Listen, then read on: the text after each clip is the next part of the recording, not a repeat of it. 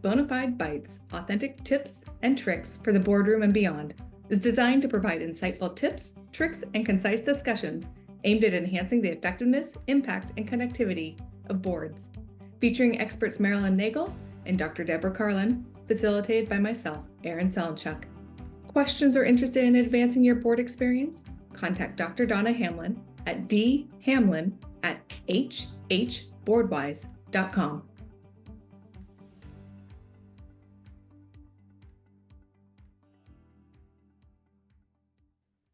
Here's a great question. How do we acclimate new people to ensure that they become part of the cohesive board that is in place? And how does this translate beyond the boardroom and relationships in the workplace, actually? Deb? I love that. It is so important that we receive people into our work worlds the way that we receive people into our homes.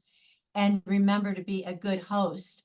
So often people in a business setting forget that, and they think they've got to be stiff or more formal. Give everybody a warm welcome and have the atmosphere be receiving. Make it pleasant in that room with fresh air and plants and something cool or warm to drink, with comfortable furniture. Have their workspace established for them, and have everybody's name posted somehow, either on themselves or on the table, and make sure that there is a few minutes spent before the meeting starts where there's 5 minutes or 7 minutes of friendly, cordial, social exchange, and compliment people and give them time for those social graces. That makes a huge difference. Winning part of the formula again, every time. Great, thank you. Now, Marilyn, in thinking about acclimating new people, what are some practices that somebody can do when engaging them for the first time? I'd like to assign, I'm informally calling it a buddy. I wouldn't assign them and say, you're going to be this person's buddy, because it sounds a bit juvenile, but assign a partner to the new person. And that can be in the workplace, as Deb mentioned, or it can be on the board. But assigning someone to the new board member to help acclimate them to the way that this board runs, to informally give them a heads up about how to navigate the meeting, what the expectations are in advance. And if you do have that social hour in advance of the meeting, most boards tend to find a way to have a social interaction, be it a dinner, a cocktail reception, or just a gathering 30 minutes before the board actually formally launches.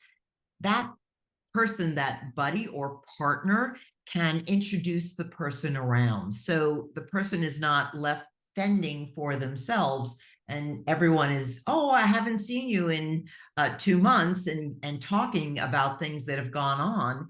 And the new person is off on their own or feeling out of sorts. So that partner is there to acclimate the person and get them accustomed to the intricacies and the mores and customs of the board. And they can also be informally asking them questions like, I didn't understand what went on. What acronyms were shared during the meeting that you just have no idea what were those acronyms? I was on a nonprofit board and someone was assigned to write down all the acronyms and share what those acronyms meant at the end of the session. And that was a nonprofit board, but it's not a bad custom for the board partner to say, here's some acronyms that we used during the meeting. I want to make sure you understood all of them. That's a great tip and trick.